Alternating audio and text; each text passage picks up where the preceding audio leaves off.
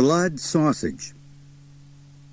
One crisp fall day, my stepfather, Hank, and Rancid Crabtree butchered one of our hogs. In those days, slaughtering and butchering were skills considered essential to survival on a small farm, and for that flimsy reason, I had been ordered to participate in the ceremonies.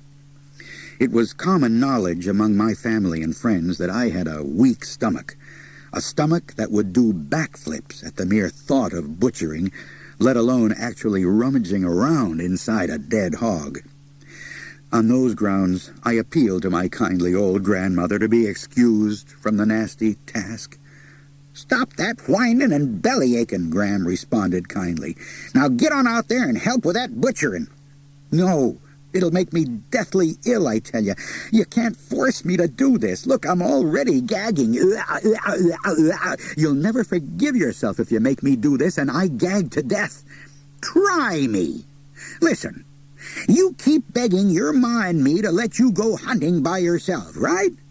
So, assuming we were crazy enough to let a 12-year-old young'un without a bit of sense in his head wander off into the woods with a loaded rifle, and assuming this young'un actually shot a deer, how is this young'un planning on dressing out this deer?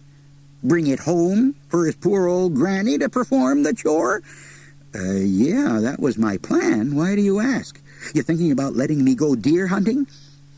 I always figured the reason God invented skin was so people like me wouldn't have to look at innards. Even though I carefully explained this theological concept to Gram, I was forcefully propelled out to the killing ground behind the barn to help with the butchering. My dog, Strange, already in cheerful attendance, danced about, shouting his approval and applauding each grisly detail. There were few things Strange enjoyed more than a good butchering. He was the sort of dog that could be found munching popcorn in the front row at a public hanging. For me, the butchering was just as awful as I had expected. Hank and Rancid didn't help much either. Hank, a Frenchman, loved cooking exotic dishes, some of which you could actually stand to eat with your eyes open, as long as you didn't know the ingredients. Rancid, on the other hand, had the culinary aptitude of a coyote, and the table manners, too, come to think of it. "Look here, Pat," Hank said. "A lot of folks don't think this thing right here is good to eat." I said. "A lot of folks are right, too." "Rancid, you eat this, don't you?" Hank said. "Sure, Hank, and it's right tasty, too, fried up with a little garlic and bar grease." "Now you take these little morsels here. They're dang good eatin'," Hank said. I said. "You're lying, Hank. You just say that to be disgusting and try to make me sick." "No, I ain't. You like these little morsels, don't you, Rancid?" "Sure.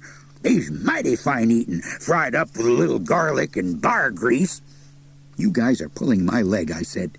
"You're trying to make me sicker to my stomach than I already am. I suppose next thing you're going to tell me is that you saved that dishpan full of blood over there because it's good to eat." I was wondering about that myself, Hank," Rancid said. "How come you saved all that blood?" "To make blood sausage with, of course," Hank replied. "Nothing like fried blood sausage with gross crepe on a cold winter morning. Makes my mouth water just thinking about it." To the best of my recollection, that was the first and only time I ever saw Rancid gag. Even Strange looked a little queasy. Blood sausage? Surely I thought Hank jests. But no, he fully intended to make blood sausage. Scarcely was the butchering finished than all members of the family were enlisted in the gory undertaking. I tried to make a break for it, but Gram snared me by an ear and dragged me back. My assignment was to stir the blood in a big pot on the stove. "They must have laws against forcing a kid to stir blood," I said. "You probably could be arrested for this." "You ain't no better than the rest of us," Gram growled. "Now shut up and stir that blood." "I'll get you for this, Gram," I threatened. "You just wait and see if I don't." "You and who else?" Gram said with a chuckle, good-naturedly tweaking my ear into a figure eight. Gram was one of the fastest ear tweakers in the West, and not easily intimidated. "Now," she growled, "stir that pot of blood, like Hank told you to." I replied, and started stirring the blood. Clearly, if I didn't assert myself in some way, Gram would continue to dominate me. I needed to show her that I couldn't be pushed around without retaliating. But what was her weak spot? Maybe Gilbert. Gilbert had been my grandmother's boyfriend for several years. He was a tall, thin man, almost as shy as he was bald. He had an important and highly technical job in town, single-handedly operating the film projector at the Pandora, our only movie theater. I thought it had to be about the best job in the world, being a master movie projectionist. First of all, you got to see all the movies free, and each one over and over. And then there was all the excitement and danger Gilbert told us about. Sometimes the film would break right at the climax of a movie, and Gilbert would have to calmly splice the film while the audience booed and hissed, and some of the rowdier loggers threatened to integrate the faulty projector with the brave projectionist. "It takes nerves of steel," Gilbert told us one evening at dinner. "Fascinating," Hank said. "Please pass the gravy." "By the way, Hank, this dish is absolutely delicious," Gilbert said. "I've never tasted anything quite like it. What are these scrumptious little morsels?" "Hog lips," I said. "Care for another helping, Gil?" Gilbert's fork froze halfway to his mouth. But then Gram explained that I had just been joshing, and as soon as she laid hands on me, my ears would be tweaked so hard I could use them for eye shades. Had I been so uncouth as to mention some of the actual ingredients in Hank's creation, Gilbert's entire body would have seized up right there at the dinner table.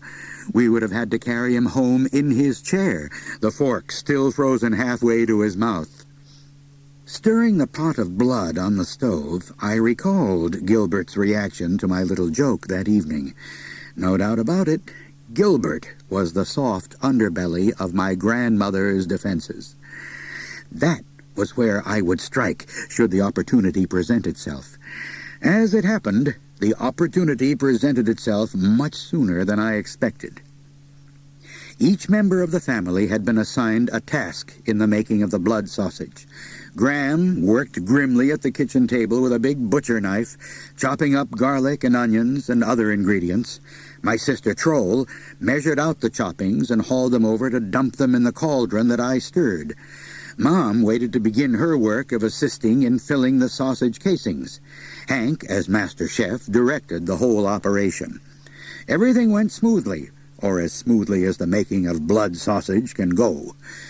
In the next to final step, Mom stood on one chair holding an empty sausage casing that dangled almost to the floor, and Hank stood on another chair, filling the casing with the loathsome concoction. The casing was tied off in sections to make links, which were then boiled.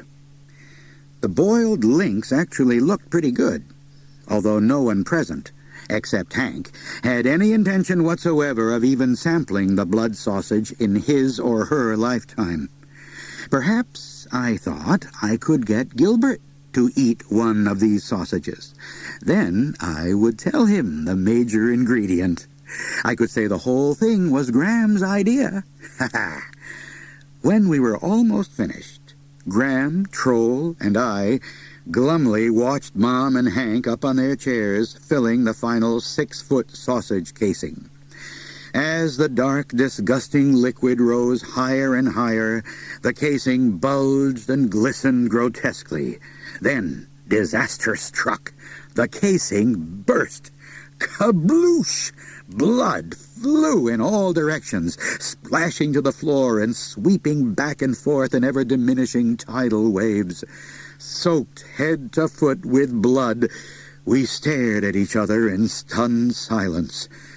Gram's face contorted with fury. She shook the big butcher knife at Hank and snarled, "Just look at the mess you've made of my kitchen. I knew something like this would happen." Then came the sound of the back door opening and closing, and timid footsteps crossing the utility room to the kitchen. "Hello?" Gilbert called out. "Anybody home?" He stepped into the kitchen, carrying a bouquet of wildflowers in a little vase. "My goodness, what on earth is that?" We were naturally all embarrassed to be caught in such a mess. It is very difficult to explain to a visitor how your kitchen and yourselves came to be covered with blood.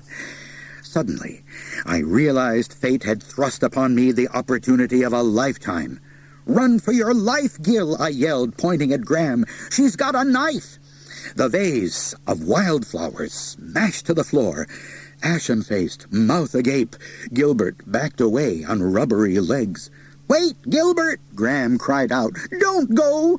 She rushed toward him, reaching out to grab the hands he was weakly slapping at her. I suspect Graham's approach might have had a greater calming effect if she hadn't still been holding the big butcher knife. We were all pretty startled by Gilbert's reaction. Finally, Hank, who had a great sense of humor, broke out in a chuckle. "Well," he said, "there goes old nerves of steel." Even Graham had to laugh, although not until the following week. Troll said, "Wow, did you see that? Wow!" Mom said, "But what about my screen door?" Hank said, "Oh, don't worry about that. Gil probably dropped it in the driveway."